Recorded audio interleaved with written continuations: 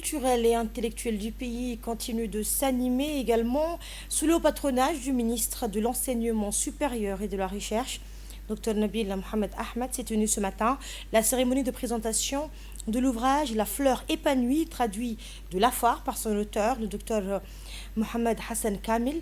L'événement s'est déroulé à la salle de conférence du Centre d'études et de recherche de Djibouti, le CERD, en présence d'un public composé d'intellectuels, d'écrivains, d'universitaires et d'acteurs culturels.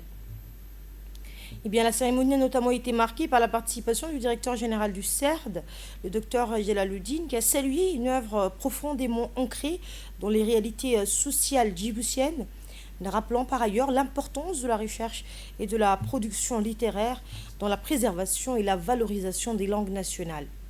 Dans son intervention, l'auteur, le docteur Mohamed Hassan Kamil, a expliqué la démarche ayant conduit à la traduction de son propre ouvrage depuis l'Afar afin de le rendre accessible à un public plus large. La tradition dans la société afar traditionnelle, et c'est pareil pour les Somalis, hein, là-dessus il n'y a pas de... empêcher les filles, donc il y avait un traitement, empêcher les filles d'aller à l'école, donc il y avait un traitement différencié selon que l'enfant était un garçon ou une fille. Si c'était un garçon, on l'autorisait à aller à l'école, ce qui n'est pas été le cas des filles.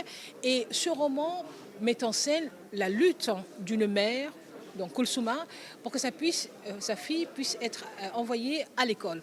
C'est un combat de longue haleine, c'est un combat qui est repris à chaque étape de sa scolarisation, d'abord le primaire, ensuite le collège, le lycée et même l'université, parce que à chaque fois, cette scolarité était remise en question parce que l'on réclamait son absouma, donc le mariage avec son cousin croisé.